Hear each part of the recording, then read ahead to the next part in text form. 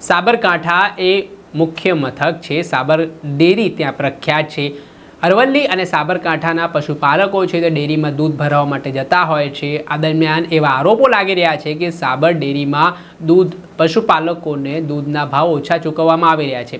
આને જ લઈને વિવાદ વકર્યો છે। આ મામલાના સંદર્ભમાં આજે અરવલ્લી અને સાબરકાંઠાના પશુપાલકો એકત્ર થયા હતા ને ડેરીના આ વલણ સામે તેમણે વિરોધ નોંધાવવાની શરૂઆત કરી હતી। સત્તાધીશો સામે તેમણે સૂત્રોચ્ચાર કરવાની પણ વાત કરી હતી। મોટી સંખ્યામાં સાબરકાંઠા અને અરવલ્લીના પશુપાલકો ભેગા થતા કાયદા અને વ્યવસ્થાની સ્થિતિ ના કથળે તે માટે ત્યાંથી પહેલાથી જ સ્થાનિક પોલીસનો જડબેસલાક બંદોબસ્ત ખડકી દેવામાં આવ્યો હતો।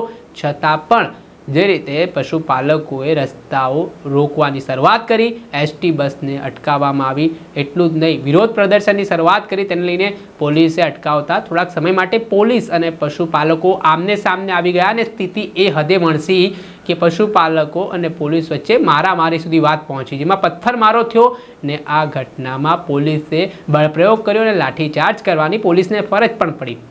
એ સમગ્ર ઘટનાનો વિડીયો પણ સામે આવ્યો, જ્યાં પશુપાલકોએ આ ઘટના બાદ હોબાળો મચાવ્યો હતો। આ મામલાના સંદર્ભમાં પોલીસે ટીયર ગેસના સેલ છોડ્યા હતા।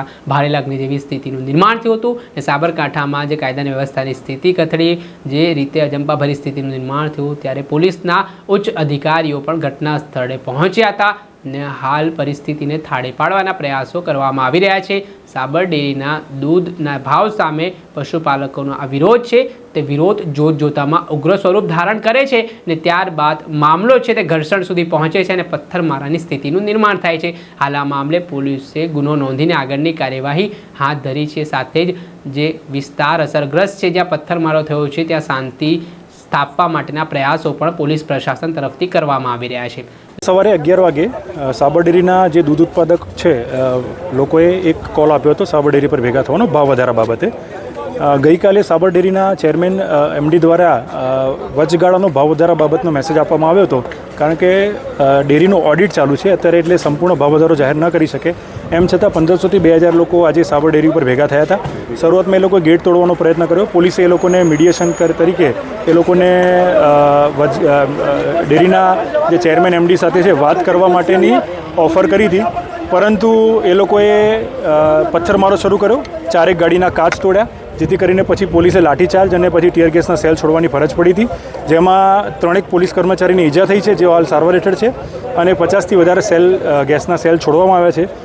હાલ ટ્રાફિક પણ પૂર્વવત છે અને સંપૂર્ણ સ્થિતિ ઉપર પોલીસે કંટ્રોલ મેળવી લીધેલો છે। ખાસ કરીને સાહેબ કેટલા વાહનોનું નુકસાન પહોંચ્યું? 4 વાહનોના કાચ તૂટ્યા છે અને 3 પોલીસ કર્મચારીને ઇન્જરી થઈ છે, જે લોકો હાલ સારવાર હેઠળ છે।